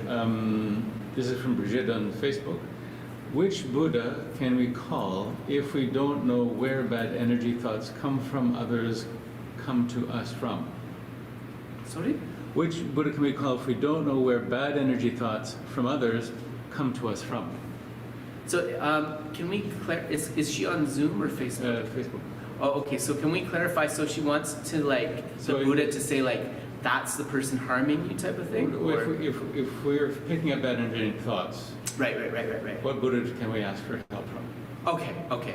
Nanso mi jenda nupa kaya gi samso dang nupa kange chik tuna dene sangye kare dine sungyap che tu gi resa. Yeah. Manam sula jabe sangye sula jabe. Kagi sangye kagi la mana jabe. Yeah. Nanso tsura duksha chiglam mi su tang song nupa duksha ti su tang song hama konana sangye su roba che tu gi resa. 다 솔직히 서로 같이 도그랬으나 다 저도 관계치 도그랬지 좀 많이 손질이 되네. 또 안에 나타진다고도 다 들이대서 밥이 나오나. 리치 되는 거. yes So yeah, so it's a bit ambiguous. I wasn't fully, so I hope I got the right answer for you, Brigitte. But Geshe said like any Buddha can kind of protect us from kind of difficult thoughts or kind of like some sort of unseen harm. So we could pray to Buddha Shakyamuni, we could pray to Tara. But if it's a pronounced difficulty, then you could rely on a wrathful but compassionate deity, for example, most secret Hayagriva and so forth. 다 진짜 드라마도 자세히도 되는 손질을 다 네가 요매도 계속 걸고 말이야. 이나시나. But so those wrathful deities are often used, but we shouldn't have any doubt that Tara, Manjushri, Chandresi, they're also able to take care of this. 대목에 진짜 드라마에는 르그 걸어. 뭐가 하샤와지 이사 다 데려줘 된 로가서. Tara in particular, because she's said to be the wind element of enlightened activity, she is able to help us very swiftly. Yeah, go ahead. Look, I have a question, which would be, wouldn't the way that Buddha Shakyamuni or any of these Buddhas, wrathful or peaceful, manifest for us, would be to help us to think the way the Geshe had just mentioned? Which is that it's a result of our karma. Yes, or all the various things yeah. that he's been saying, Yeah. like to help us Yeah. realize what he's been saying. Yeah, nazo ngene samlo thana na de je syndrome ina tomba chomden de yana mi jenda chigna na ne pakya gi res konsu jinla khare yongi res o dinge lela thene chonga res di yabuchi yongi re dua roa sange mena ro pachena na. Yes. 이제다 저 소설 내가 힘들어 말아. Yeah. Yes, no, that's true. That's true. Absolutely true. Yeah. 어따 때 손님 맞아 로조 있는 거라요. 그래서 드리가 다시 바질레 비가 세 토복 있는 거 가르치 거. 내 도면 있는 거 가르치 말아. And actually, that's also the time when we think that somebody may be harming us. It's really the time to practice the lojong, the mind training teachings. So Geshe would also advise to really familiarize yourself with the mind training teachings and to know kind of like some of those teachings might be quite advanced, but which of those teachings can I apply like right now as a beginner to my situation?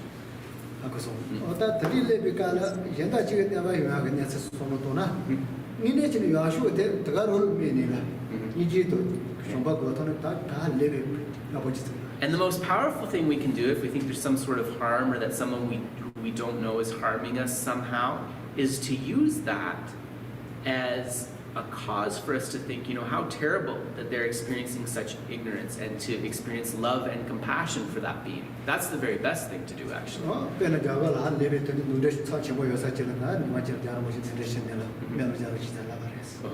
아니 집안 자는 것이 집에네 다 면을 자는 너도 사는 데서 가시도 사. 이만이 면라도 믿으세요. 아니 자는 것이 니지 거에 맞아 다 집어지 메시스. So there was a particular place in India where people were like very afraid of ghosts or spirits or something, and it seemed like they invited His Holiness the Dalai Lama there, and I guess they were expecting him to do like some big like impressive puja or something like that, and His Holiness kind of sat there, and then after that the people didn't have any disturbances with ghosts or spirits again. So when they asked the Dalai Lama like, what did you do? He said, I just meditated on compassion, right? Just simply meditating on compassion was enough to transform that situation. 이제 그거는 좀 어디 거는 저대요. 와 디토를 단다지 않는 데 와신데 다 도마이가 이제 이제 서로 돌아 몸에 다 그니 받을 거. So we think with compassion, how sad, right, that person or that being is harming me, but this is because they are within samsara, right? They are compelled by the afflictions. And by engaging in harm towards others, they're also creating causes of future suffering. So what could be a more compassionate reason for compassion than that? This one? Those are Jesus. So hopefully that one got answered. We were planning to have a 10-minute tea break today, but I don't think that's going to happen. So I think we should go to the end. Yeah.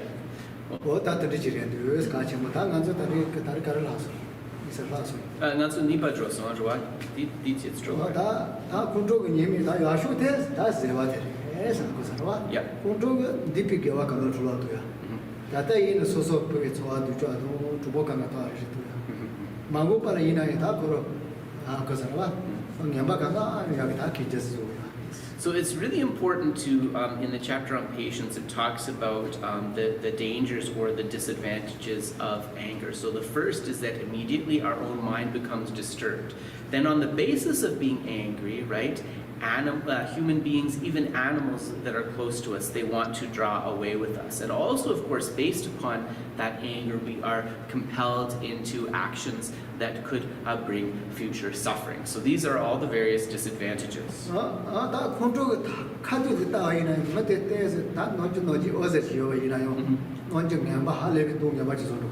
Yeah. So, and we also know that, like, if we just observe the physical manifestation of anger, even somebody who is like normally beautiful or handsome, if they get extremely angry, their facial expression transforms them into somebody really scary or unattractive, doesn't it? 다 나저 그거 집에 챈들이나 주보도 니에도 가리나 뭐 뭐로 바거든.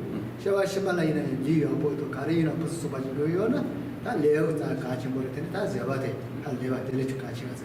So in this lifetime and in future lifetimes, we want to be able to have good friends and family members that we can rely on. In future lifetimes, we want to be someone who is trusted by others, who has a pleasant appearance and so forth. So all of these are said to be the result of cultivating the antidote to anger, which is patience. Let's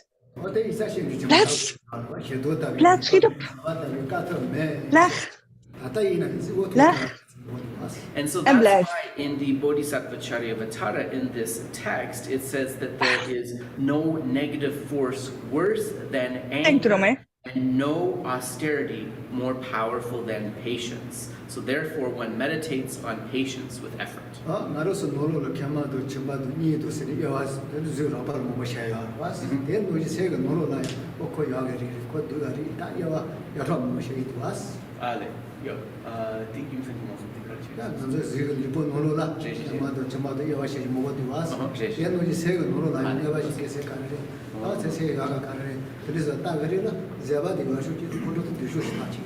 So using our powers of discrimination, right, to look at things, just as we would be able to observe within our physical body, it has these different parts, right, like the stomach, the spleen, the intestines, and so forth. We also know that within our mind, there are many different things that are arising. Some of these are wholesome, some of these are unwholesome. It is said that out of the different wholesome and unwholesome minds that arise, there is none that is more dangerous than anger, and none that is more beneficial than patience.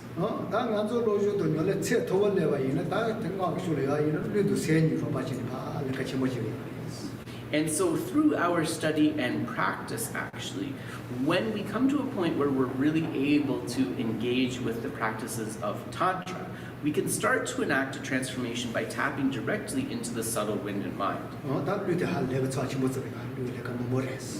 And this wind, or the Sanskrit word for it is prana, this is kind of what is operating and making all of the things happen within our mind and so forth.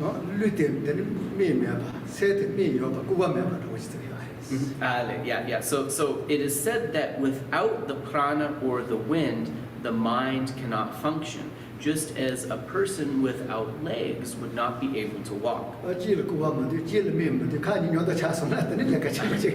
So the wind and the mind, they're proposed as a pair. So one of them is said to be like a blind person. The other person is said to be like a person without legs. So they always have to function together, just like the person with legs can hold the blind person on his shoulders and they will be able to follow the path.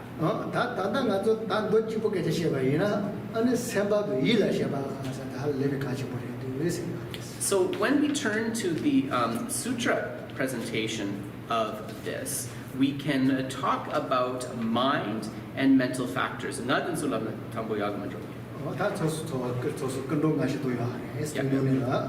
So within these 5 omnipresent mental factors, I'm going to read them because I think a lot of people won't know what they are. So feeling, perception, intention, contact, and mental engagement.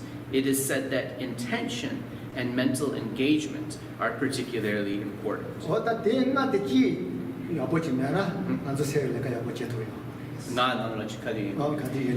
And these 5 omnipresent mental factors, they're called omnipresent because they always need to be in the background if our mind is to function properly.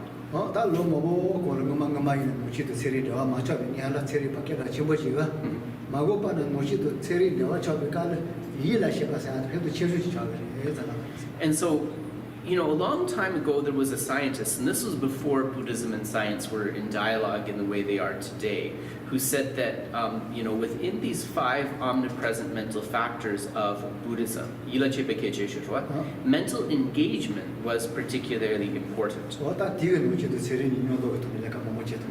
And it's through tapping into this factor of mental engagement that kind of science and Buddhism can come together.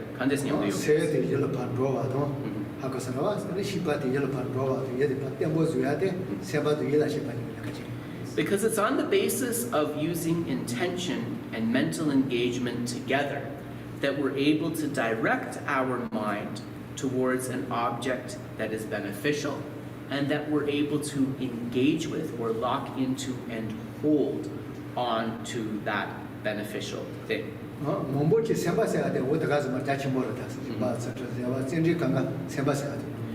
when we talk about sempa, and sempa often means mind, but in the context of these 5 factors, we refer to it as intention. Intention in this context is actually a very vast category that includes many positive things like patience, effort, wisdom, and so forth. And we also know that positive karma and virtuous karma also starts here at this level of intention.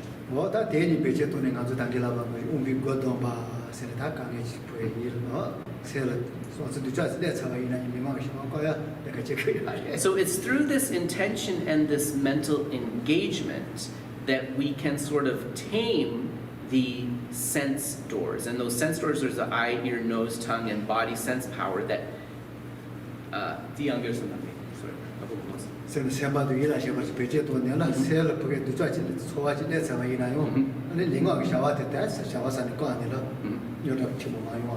So when our mind goes outwards, right, with those sense doors, we can tame those sense doors, and with the intention and the mental engagement, even if something difficult is arising, we can stop that and redirect before it expresses itself as unskillful speech or action.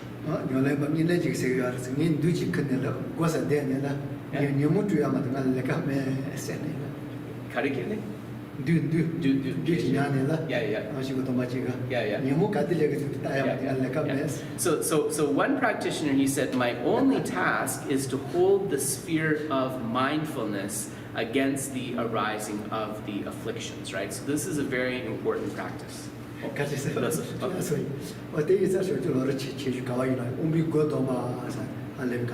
So kind of taming these sense doors of eye, ear, nose, tongue, and body is also very important. We'll find this instruction in the Lamrim, the stages of the path, and other texts.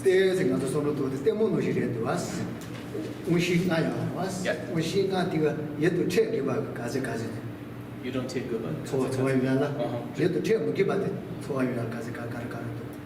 So we can really watch the eye, ear, nose, tongue, and body sense powers, and we can really watch how long it takes from between when that sense power meets its objects, so a pleasant sight, a pleasant sound, and so forth, and how long it takes a feeling, a pleasant or unpleasant feeling, to arise. This can be a really interesting observation.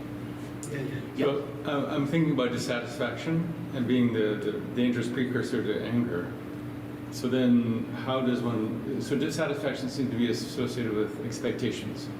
And so if you had no expectations, you'd be quite content, I suppose. So is what Geshe, it seems to me maybe what Geshe is talking about right here now, if we're not being disturbed by the sense powers all the time, then our mind is quite tranquil, and that would be the absence of dissatisfaction. Okay, because you said 2 things. So you gave 2 things for dissat. So now I'm confused. So we want to get rid of dissatisfaction. Yeah. So and so one of them would be to abandon expectation. Yes. And how do you do that?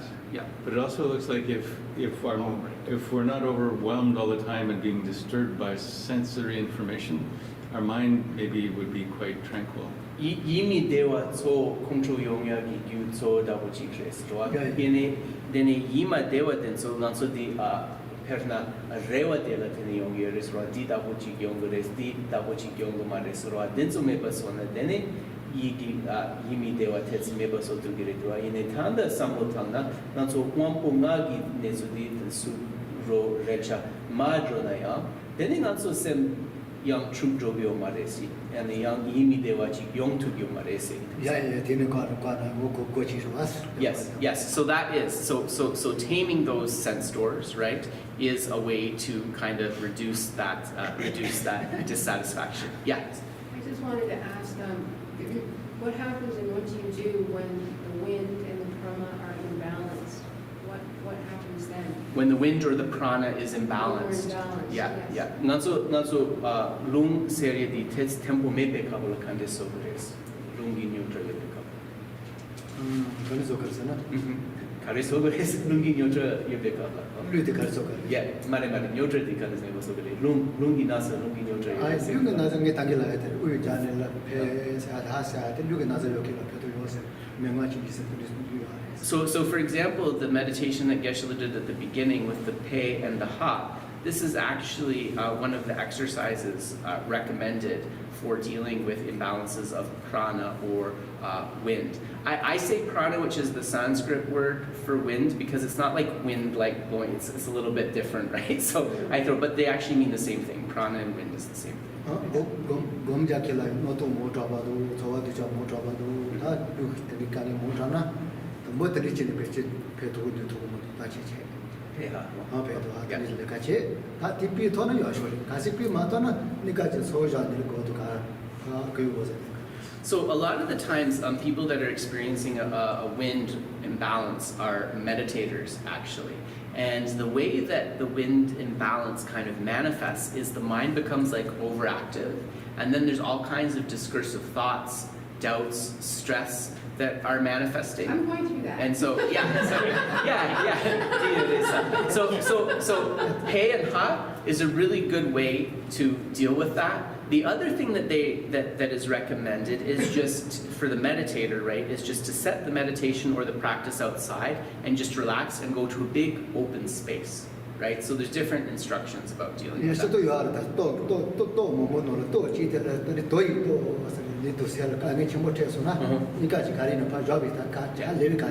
So when we talk about different powers within Buddhism, one that's not often mentioned is the power of rest. So that means when our meditation is not going, when our spiritual practice is not going as we expect, we put it down. We do something else for a little while to rejuvenate, and then we go back.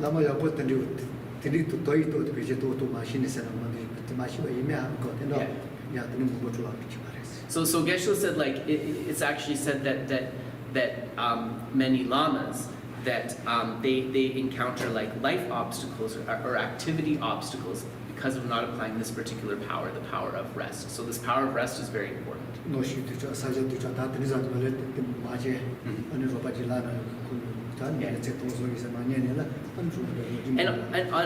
also there's many stories about the yogis or the yoginis not taking care of themselves, right? They'll be meditating in a place that's very inconducive, with bad weather, terrible conditions, not eating properly, right?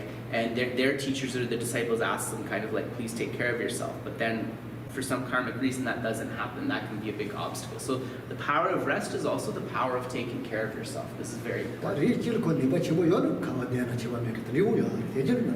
Of course, if we're talking about an enlightened being, that's a different matter, because like they're not going to be really disturbed anyway. Even if the outer circumstance is very difficult, they're not going to be disturbed anyway. But yeah, don't overshoot, right? We have to know where we are.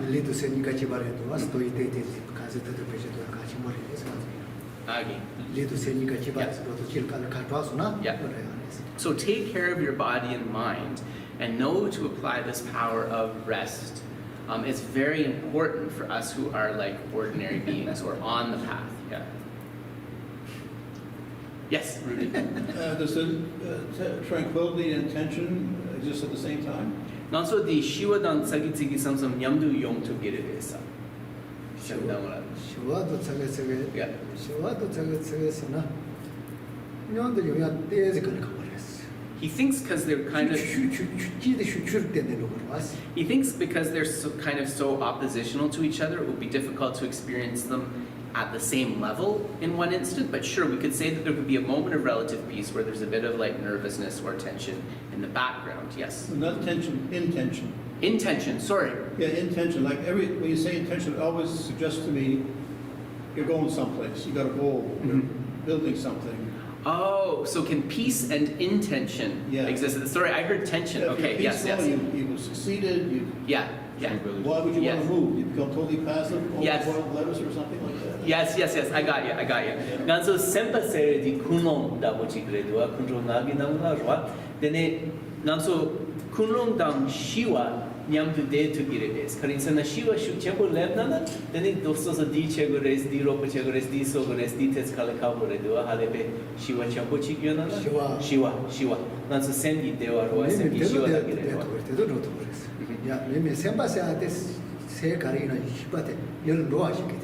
So you can, because you can remain peaceful while at the same time directing your mind to that particular object or activity, which is really what intention is. So he would say yes.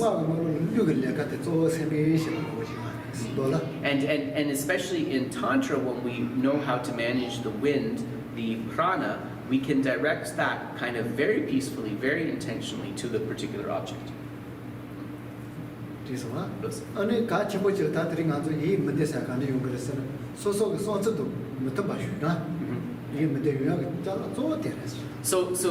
just in a capsule, Geshe wanted to sum up, we talked about this dissatisfaction, and the simplest cause of it would really be things are not going the way we want or expect them to. Things not going the way we want or expect them to.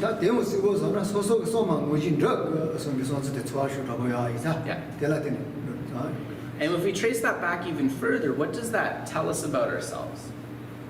That we have an assumption that things should go the way that I want them to, right? That my expectations have to be met. Huh?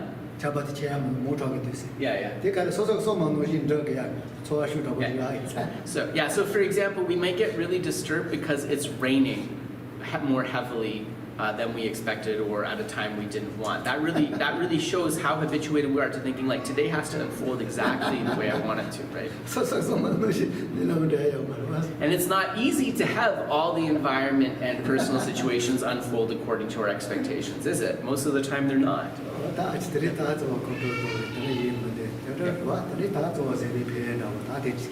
So really kind of today's topic, hopefully it touched on that mind of dissatisfaction or unhappiness, how that creates the condition for anger, and also how we can use different aspects of patience to address that.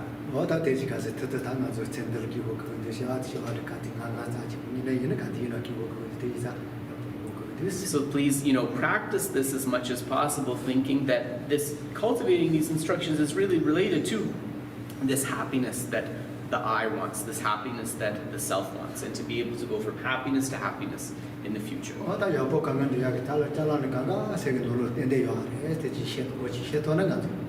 And everything that I need to achieve that happiness and well-being is within my own mind, and it is through spiritual practice that I can activate the potentials for that. So thank you very much, and try your best to apply some of these things yourselves, and in that way proceed happily. So we'll do just a very short dedication of the merit.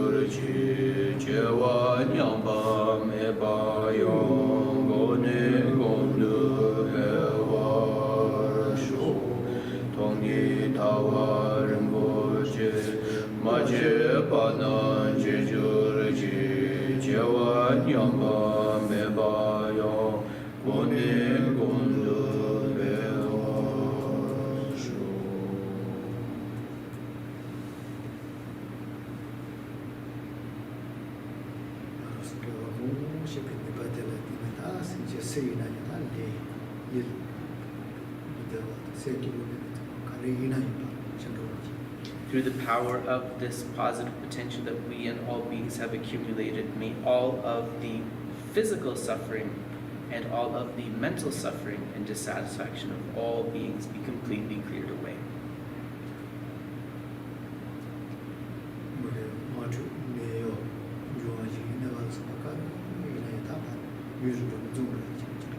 May wars, conflicts, diseases, imbalances of the elements leading to disasters and so forth, may these be completely pacified.